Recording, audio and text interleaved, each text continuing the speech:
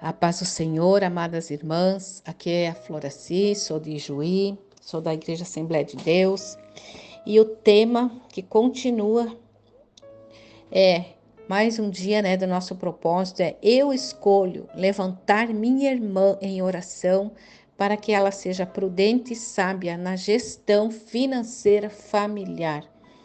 E eu quero já iniciar com o versículo de Gênesis 2, 24, que diz assim: portanto, o homem deixará seu pai e sua mãe e se unirá à sua mulher, e se tornarão uma só carne. E com esse versículo, nós estamos aprendendo que, portanto, o homem, significa maturidade. Quando estiver maduro, ele vai deixar aquele modelo de família, de pai, de mãe que ele tinha em casa, e ele vai constituir uma nova família, se unindo com a sua esposa, com a mulher. E esses se tornarão uma só carne. Isso é um processo de aprendizagem, de amizade, de confiança, de intimidade profunda entre duas pessoas. E, inclusive, é um caminhar, é um aprender a administrar financeiramente as finanças. Se unir em uma só carne significa se unir com o mesmo cartão de crédito, se unir com as finanças juntos, é tudo administrado junto. E isso é um grande desafio, porque quando nós casamos, cada um tem uma experiência de administração financeira, tem um modelo de família diferente, e aí vem para o casamento e nós precisamos nos moldar um ao outro. E o desafio de lidar com o dinheiro em conjunto não é fácil. Inicialmente, ele demanda um aprendizado. E um dos grandes desafios na hora de fazer um planejamento financeiro para o casal é aprender como lidar com o dinheiro em conjunto. Por isso, para a empreitada funcionar e o dinheiro e gastos passarem a ser administrados de forma conjunta e não mais individual, alguns cuidados e práticas são necessários.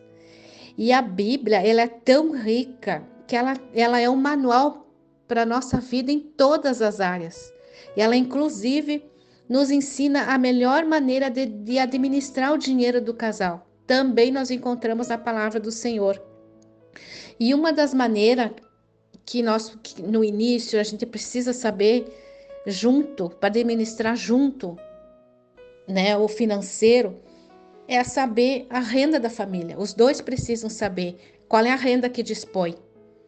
E para isso, também precisam combinar a divisão das despesas. Se os dois trabalham, vão juntar o dinheiro numa conta, como vão combinar, vão dividir despesa. Tudo isso deve ser planejado junto.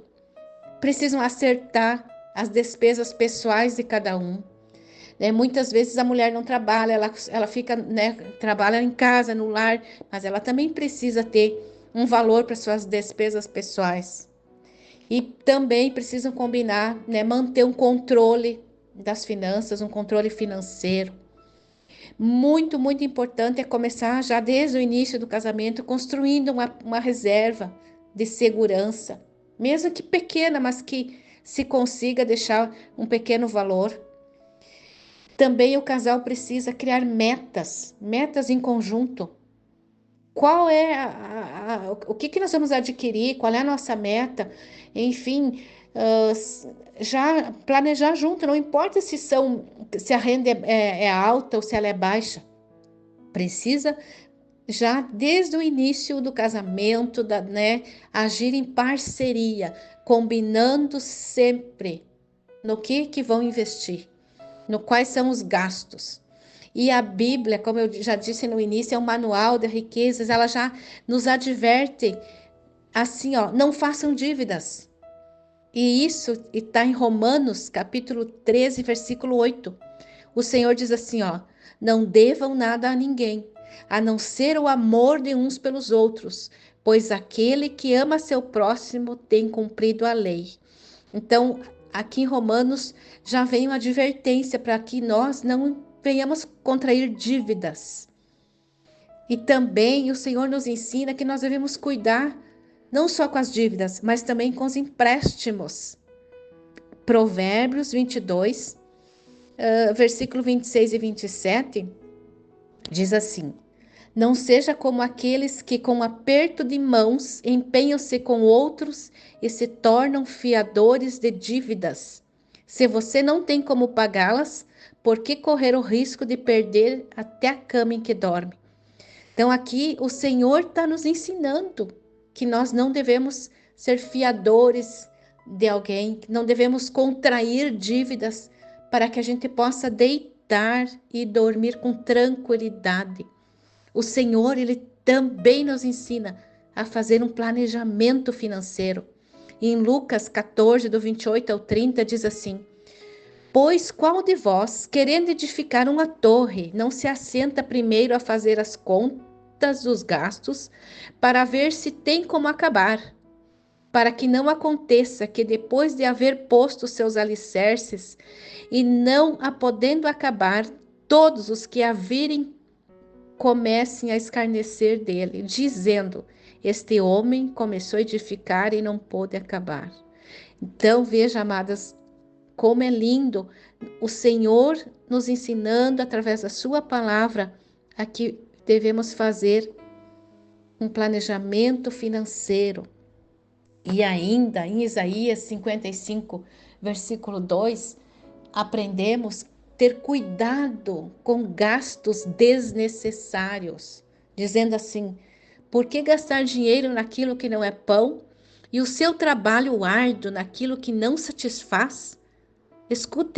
Escutem-me e comam o que é bom, e a alma de vocês se deliciará na mais fina refeição. É bíblico nós cuidarmos com os nossos gastos. Talvez eu às vezes analiso como está meu guarda-roupa, né? Será que a gente não tem comprado muita coisa desnecessária? Não é porque talvez tenha uma sobra de dinheiro que eu devo sair gastando, comprando. Não, a Bíblia já está lhe dizendo: fazer um planejamento financeiro, fazer uma reserva. Vem dias de dificuldades, tem uma reserva. E se essa dificuldade nunca vier, glória a Deus, a gente tem um alicerce a mais para o nosso futuro. O Senhor, Ele também nos ensina a economizar e poupar. É bíblico economizar e poupar.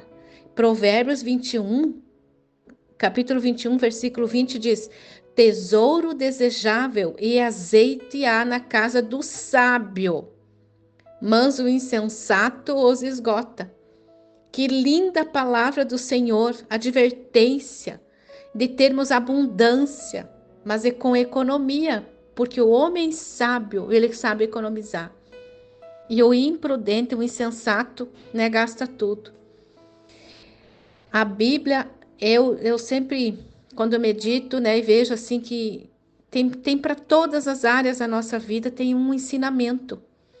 E ainda que o Senhor continua nos ensinando a administrar as nossas finanças de maneira correta, o Senhor ainda nos ensina a ser um investidor e multiplicar nossos bens. Em Mateus, capítulo 25, versículo 29, diz: porque a qualquer que tiver será dado, e terá em abundância, mas ao que não tiver, até o que tem ser-lhe-á tirado. Nós devemos, né, multiplicar, investir, para que tenha abundância.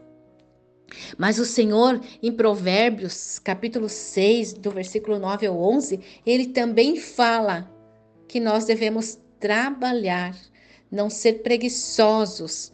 Quando ele diz assim: ó preguiçoso, até quando ficarás deitado? Quando te levantarás do teu sono? Um pouco a dormir, um pouco a tosquenejar, um pouco a repousar de braços cruzados.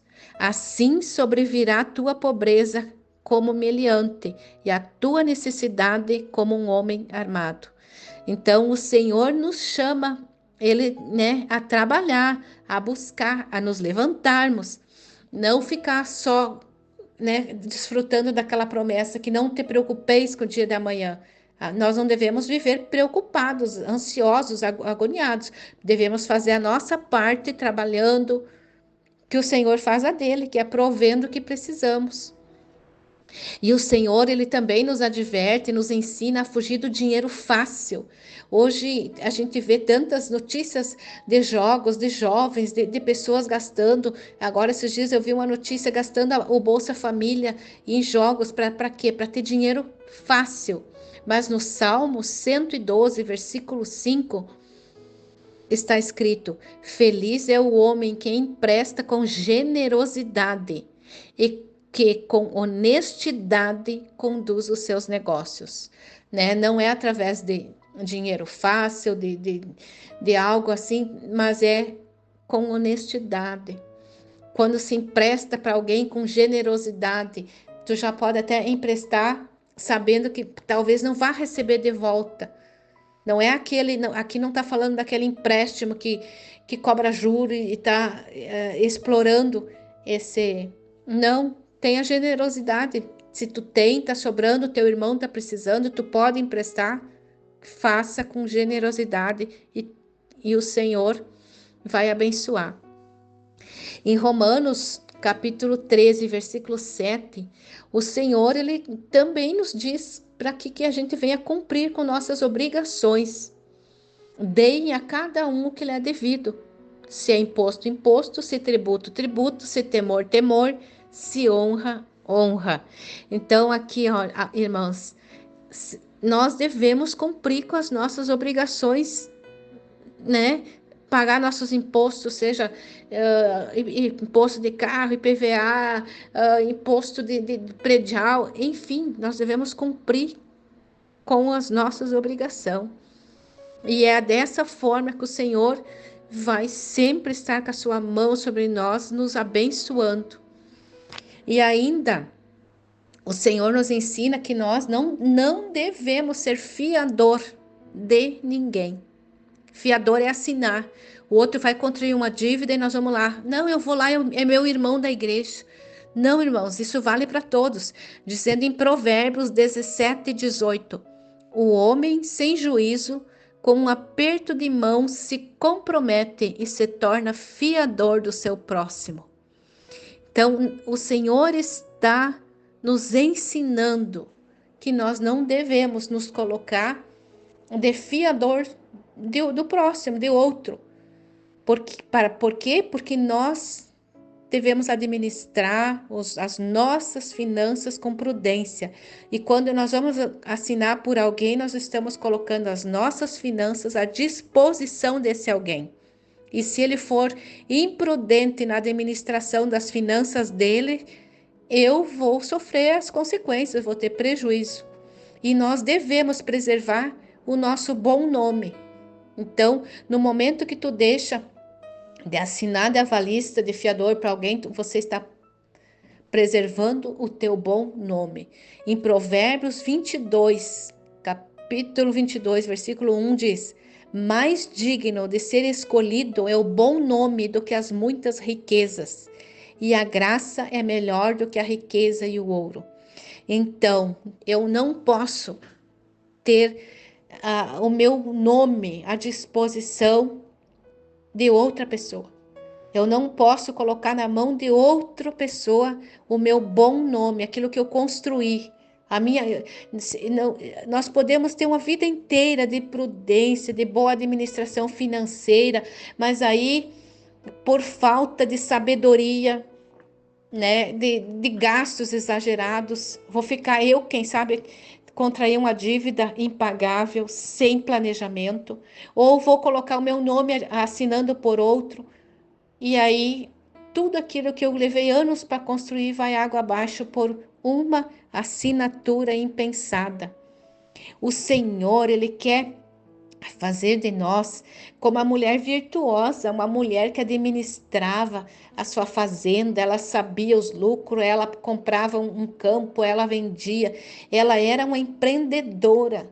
E o Senhor, Ele também nos criou como filhas para sermos empreendedora.